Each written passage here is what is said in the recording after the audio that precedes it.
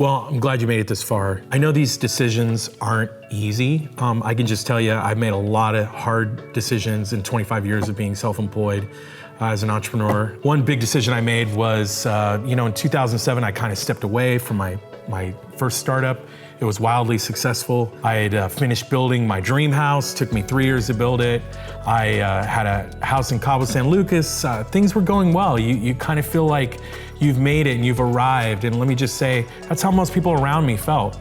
But I didn't feel that way. Internally, I was really dealing with some issues. I wasn't sure what I was gonna do. I knew I wanted to do something in tech, but I was really kind of struggling through that process. Until March 6, 2008. I remember distinctly, it was a crazy day. I had this invite to a keynote that Steve Jobs was gonna do. It wasn't one of the big ones, it wasn't the iPhone. The iPhone had come out the year before. But most people don't remember, up to this point, the iPhone, the only apps you could download were apps that Apple made. So there was no app store in the way that we have one today.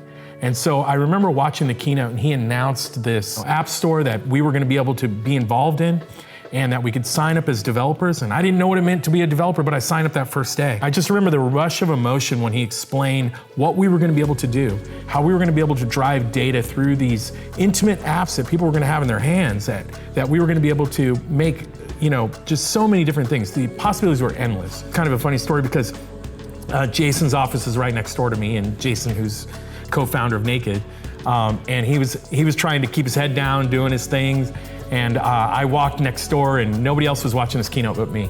And I walked next door and I said, Jason, stop everything. We have to stop everything because Steve Jobs just changed the world today. And if you know Jason, he just kind of does this thing and he's thinking, wow, John's crazy. He does this almost daily.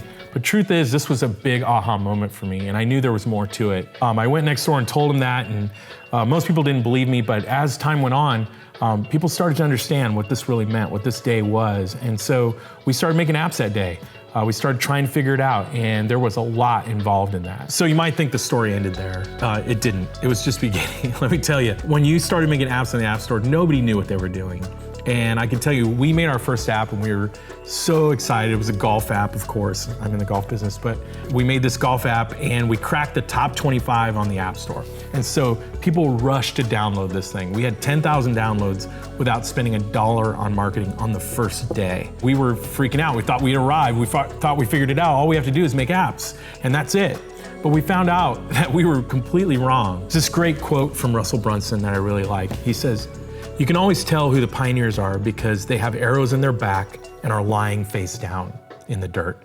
Let me tell you, that was us. We were lying face down in the dirt. We thought we understood how the App Store worked, but we didn't know how to monetize. We didn't know how to make money with apps. We didn't know how to market them. We didn't know a lot of things, and there was a lot to learn, and we have learned countless of these secrets over the last 9 years. And what we're here to really do is to try to help you with those. Let me give you one secret. I'm just gonna give you one big one today because it's kind of applicable to what we're talking about. And that is that 85% of all pioneers fail. 85%.